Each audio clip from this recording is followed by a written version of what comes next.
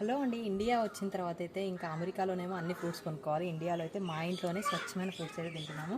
ఇక్కడ చూసారు కదా, ఫస్ట్ అయితే పొప్పడికాయ కోస్తున్నాను అనమాట.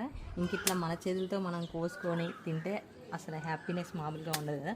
ఇంకా వీటితో పాటు అయితే మా ఇంట్లో సీతాఫలం, తర్వాత జామకాయలు, అరటికాయలు, మామిడికాయలు అన్నీ అయితే ఇంట్లోనే ఉంటాయి. ఇంకా సీతాఫలం కూడా సమ్మర్లో వచ్చినాయి అనమాట. ఇంకా వాటర్ యాపిల్స్ అయితే అయిపోవడానికి అయితే వచ్చినాయి. ఇప్పటికాయ అయితే నేను అక్కడ ఎంత ప్రైస్ పెట్టుకుంటున్నాను. తర్వాత సీతాఫలం చూడండి ఫ్రెండ్స్, కోతిలా బాగుతుంది. చెట్టు మీద పండింది. వావ్, నాకైతే చిన్నప్పటి నుంచి చెట్లు ఎక్కడం అలవాటే. చూసారు కదా, అన్ని న్యాచురల్ ఫ్రూట్స్ అనమాట. చక్కెరకేడి అరటిపండ్లు, మామూలు అరటిపండ్లు, పెద్ద సపోటా చెట్టు అయితే ఉంది. ఇంకా సీజన్ కాకపోయినా కూడా సపోటాలు, సీతాఫలాలు అయితే బీభత్సంగా కాసాయి అనమాట. నేను ప్రెగ్నెన్సీలో ఎంత మిస్ అయ్యానో అంత తిన్నాను. మా పాప కూడా చాలా బాగా తినదనమాట.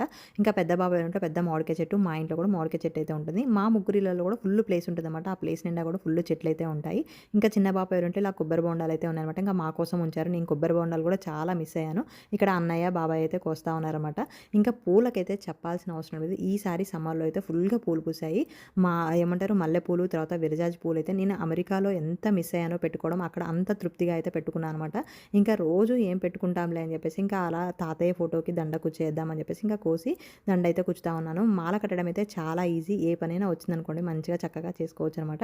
ఇంతకీ మా గార్డెన్ ఎలా ఉంది తప్పకుండా కామెంట్ చేయండి. వీడియో నచ్చితే ఒక లైక్ ఇవ్వడం మాత్రం మర్చిపోకండి.